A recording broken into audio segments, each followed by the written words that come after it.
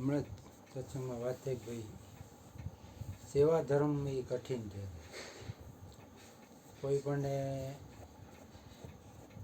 એમ કે ભાઈ આ લોકો કે આટલી રકમ દઈ દો એ તમે બધી વ્યવસ્થા કરી નાખજો એ કહી દેવું હેલું, રકમ દઈ દેવી હેલી છે, પણ એ કાર્ય પાર પાડવું એ થોડુંક અઘરું પડે. એ જ આપણે સત્સંગમાં પહેલાં વાત થઈ હતી કે હરજીવન બાપાને કોકે કીધું હતું લગભગ કે ભાઈ તમે તમારે જે જમણવાર કરવું હોય તે તમને રકમ આપી દઉં તો પણ કે તમે જમણવાર કરો કે જમણવાર કરી પણ તમે અહીંયા આવશો તો ના કે અમે ન આવી હોય દઈએ તો એ રહેવા દો. એ પૈસા દઈ દેવાયેલા છે પણ એ કાર્ય આખું મેનેજ કરવું ને બધાને ગોઠવીને બધું પાર પાડવું અઘરું હતું. એ જે સ્ટીલ વાળો હા એ રાખો એ જે સ્ટીલ વાળો છે ને મગનભાઈ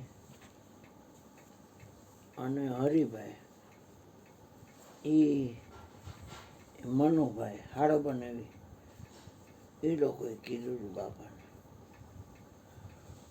તમે આવશો પછી તો કે અમે એમ ન આવી તો કે તો કાંઈ કરવું.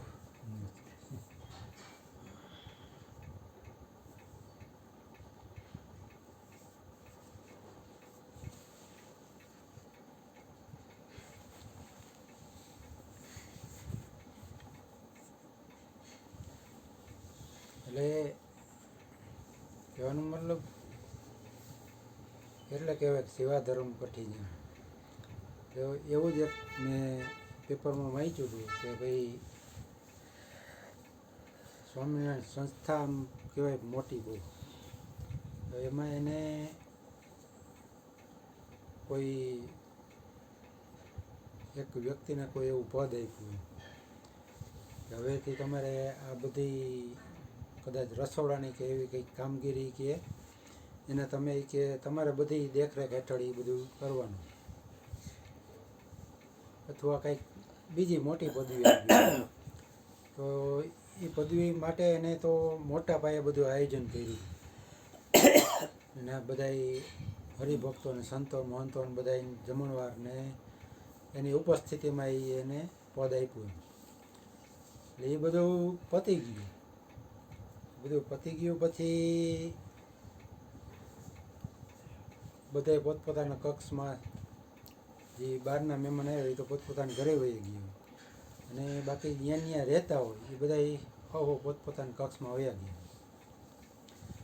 પછી જેને પદ આપ્યું હતું ને એ ભાઈ પોતે થોડીક વાર પછી કે એનું જે ધોતિયું પહેર્યું ધોતિયાનો કાછોટો વારી અને એ ત્યાં બધા વાસણ ને આન ત્યાં બધું પડ્યું હતું એ સાફ કરવા બેસી ગયા. એ ખખડાટ થયો તો કોઈક શિષ્ય બીજો કોઈક બાજુમાંથી જાગીને જોવા આવ્યો કે અરે કે શું આ અવાજ શું થાય, તો એને જઈને જોયું ને તો જેને પદ આપ્યું હતું એ જ વ્યક્તિ એ બધું વાસણ કુસણ આને ત્યાં બધું સાફ કરતો હતો.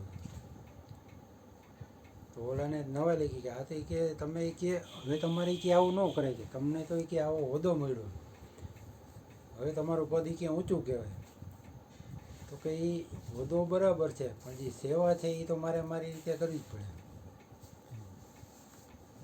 મારાથી આ બધું છોડીને ન જવાય કહેવાનો મતલબ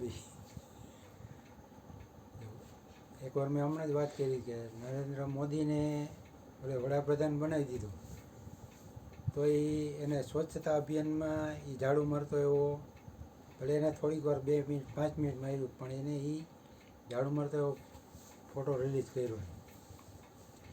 એ તો ખાલી કહી શકે ને કે ભાઈ સ્વચ્છતા અભિયાન તમે તમારી રીતે કરો, હક છે ને એ તો વડાપ્રધાન છે કે પણ છતાં એને એ અમુક જગ્યાએ કચરો સાફ કર્યો છે. પદ મળી જાય પણ છતાંય એનું આચરણ હોવું જોઈએ, આચરણ ને વર્તન એનું કંઈક એવું હોય ને તો એની કંઈક અસર ઊભી થાય. મારા ગુરુજીની વાત કરી હતી મેં પહેલાં કે ભાઈ અહીંથી જનમ બાપાની ભજન ગયા હોય એ અહીંથી જાય, અહીંયા સત્સંગ પૂરો થાય પછી સવાર સુધી અહીંયા ભજનમાં બેઠા હોય, પીપર ને એ પ્રસાદી તો એની વેચવાની ચાલુ જ હતી. સવાર પડે પાછો બધો હંકેલો કરવાનો હોય તો મારા ગુરુજી એ બધું હંકેલો કરાવતા હોય. નહીંતર એ ગુરુપદે જ છે, એ કંઈ ન કરે તો હાલે. એવા ઘણા સંતો ભક્તો થઈ ગયા કે ખાલી એક બોલીને એમ કહી દે કે આ થઈ જવું જોઈએ એટલે થઈ જાય. પણ એ નહીં, કે પોતાનું આચરણ વર્તન કરીને બતાવે. પદ ભલે હોય પણ છતાંય એ ડાઉન ટુ અર્થ હોય કે એના પગ એનો જમીન માણસ ઉપર અહીં હોય. આવતો ને તો યુવરાજનો બંગલો કેવો અને સ્કૂટરે કેવું સરસ, છતાંય મયુરભાઈનો ચા પી જાય અને મયુરભાઈને 200-500 રૂપિયા દે. એટલે મેં એક દી મયુર નહોતો ને તે નંગરાવી નાખ્યો, તેનું આવતો નથી. એટલે હાલી શું નીકળો તો અહીંયા મયુરભાઈ પૈસા દે એટલે હાલો આવો તાર સ્કૂટર જો કેટલું નવું છે. અને અહીંયા તું જોશો પણ ભાઈ કેવી સ્થિતિમાં આમ જીવન જીવી છે. હાલી ન નીકળે કોકના મીઠાઈના મૂળ ખર્ચા હોય છે, બોલે નહીં તો 2 દિન 4 દિવસ સીતારામ કરીને હેલો આવશે. અને જયરામ બાપુ નીચના પેટનો એમ કીધું પછી એને એની સેવા કરતું.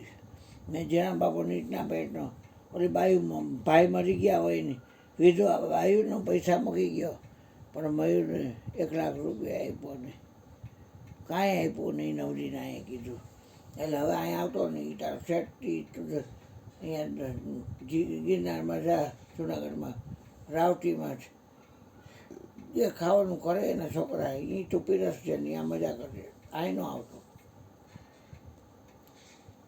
તેનો આવતો નથી, લંગરાવી નહીં ખબર છે ને અમારે બોલી ન હોય. તો ગુંદવડી ચોરાનો પૂજારી હતો એ એનો મદદ કરતો. એ ખાલી એમ એ કાંઈ મદદ ન કરતો. અમને એટલે જયરામ બાપાની રિક્ષામાં લઈ આવતો ના તેન કરતો એ. હા એ તો રિક્ષામાં ખાલી લઈ આવતો. જયરામ બાબાને શું જ બેઠા થઈ જતો અને બૈરા બેઠા હોય કે મને શરમ આવી ગયા. મહાત્માઓને બીજો કંઈ વાંધો નથી ને તો નહીં આવવાનું. તમારે હાથ વખતે હોય કે સ્ટેમિના છે કાંઈ વાંધો નથી તો આવવાનું.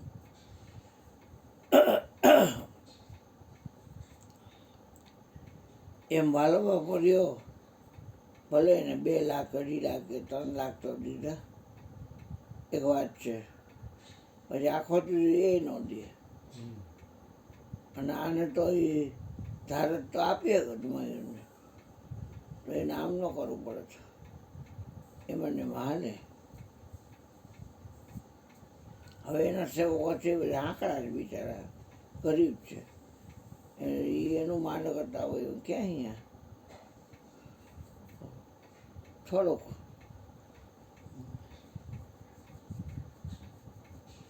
મગાય તો કોઈ પાસે નહીં. આપણા ભાઈનું ક્યાંય જવાનું નથી, બસ શું નતા.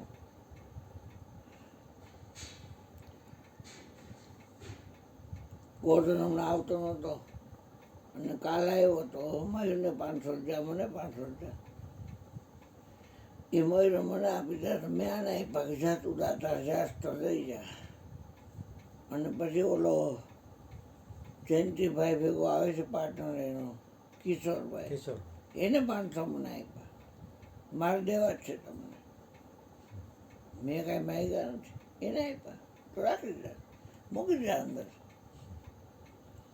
મેં ક્યાં માગ્યા છે? દે તો ના ન પાડું, બાકી માગું નહીં.